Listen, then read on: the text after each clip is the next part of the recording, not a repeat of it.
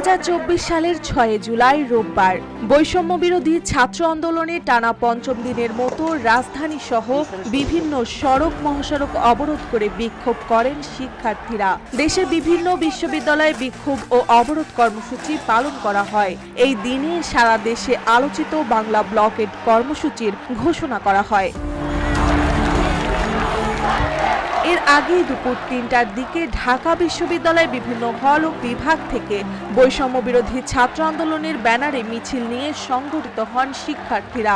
বিক্ষোভ মিছিলটি ঢাকা বিশ্ববিদ্যালয়ের মহসিন হল, ভিসি চত্বর, টিএসসি, জগন্নাথ হলের মোড় হয়ে বকশীবাজার, পলাশী থেকে আজিমপুর, নীলক্ষেত হয়ে রাজু ভাস্কর্য থেকে শাহবাগে গিয়ে রাস্তা আটকে দেন।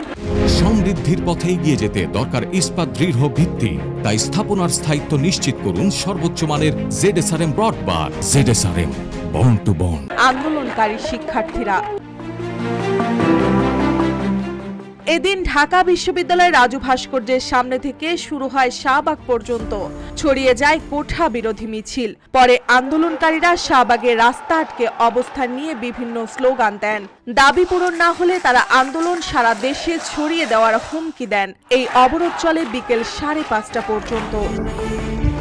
আন্দোলনের প্রধান সমন্বয়ক নাহিদ ইসলাম পরবর্তী কর্মসূচির ঘোষণা দিয়ে বলেন, আমরা প্রশাসনের দৃষ্টি আকর্ষণ করছি, আপনারা আমাদের বাধা দেবেন না।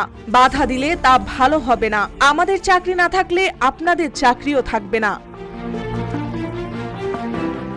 অভিভাবকদের প্রতি আহ্বান জানিয়ে নাহিদ বলেন, এই আন্দোলন শুধু আমাদের আন্দোলন নয়, এই আন্দোলন আপনাদেরও আন্দোলন। আপনাদের সন্তান চাকরি না পেলে আপনাদেরও ভোগান্তি হবে, তাই আমাদের আন্দোলনে আপনারা সহযোগিতা করুন।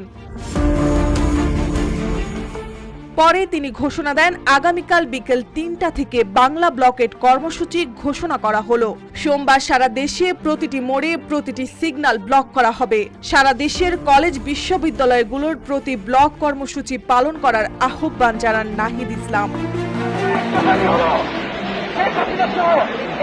মার্জিয়া মৌ, রূপালী বাংলাদেশ।